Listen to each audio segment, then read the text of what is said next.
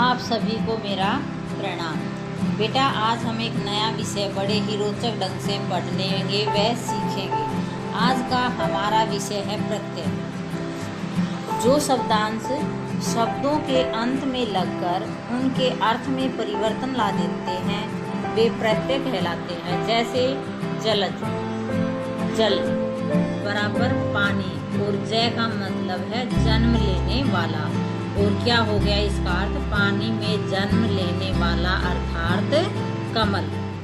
पंकज, पंख, पंख मीन्स कीचड़, जन्म लेने वाला अर्थात कमल। जल और पंख में ज प्रत्यय लगने से शब्दों का अर्थ परिवर्तित हो गया है और क्या बन गया? एक कमल। जैसे जलज के अंदर ज और पंकज के अंत में ज जुड़ने से इनका अर्थ चेंज हो गया और क्या बन गया? कमल।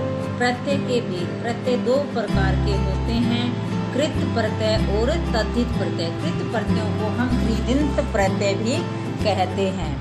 जो प्रत्यय धातुओं और क्रियाओं के अंत में लगकर संज्ञा, विशेषण तथा क्रिया शब्दों का निर्माण करते हैं वे कृत प्रत्यय कहलाते हैं।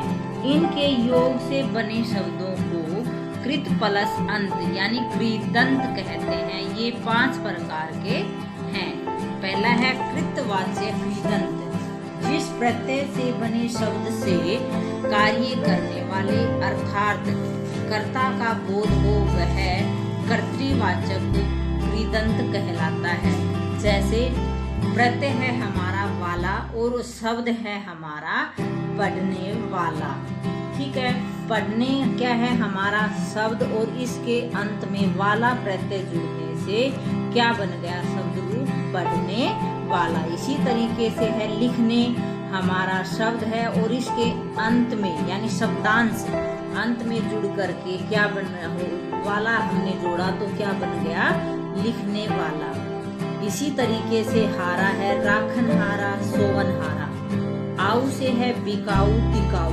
आग से तैराक, आका लड़ाका, धड़ाका, धमाका। इसी तरीके से बेटा इसमें काफी एग्जाम्पल्स दिए हुए हैं, उदाहरण दिए हुए हैं। अगला है हमारा क्रमवाच्य कृदंत, जिन प्रत्ययों से बने शब्दों से कर्म का बोध हो वे कर्मवाचक कृदंत कहलाते हैं। जैसे शब्द है पाल और उसमें हमने ना प्रत्यय जोड़ दिया तो क्या बन गया? पालना। का हमारा है और उसमें ना हमने जोड़ दिया, क्या बन गया? गाना। इसी तरीके से नी है, नी शब्द प्रत्यय जोड़ने से सुंगनी, ओढ़नी, कहानी शब्द रूप बन जाता है। इसी प्रकार से ओना, बिछोना, खिलौना। आगे है इसमें बेटा कर्णवाचक कृदंत, जिन प्रत्ययों से बने शब्दों से क्रिया के साधन का बोध हो वे कर्णवाचक कृदंत कहलाते हैं। जैसे आ प्रत्यय से अब शब्द बन जाता है हमारा, जैसे झटका, झूला, बड़ी ई, रेती, फांसी, बुहारी, झाड़ू, आड़ू। इससे आगे है हमारा भाववाचक कृदंत, जिन प्रत्ययों से बने शब्दों से भाव अर्थात क्रिया के व्यापार का बोध हो वे भाववाचक कृदंत कहलाते हैं। जैसे बहाव, चढ़ाव, खिंचाव, बचाव। इसमें क्या प्रत्यय है हमारा? आव।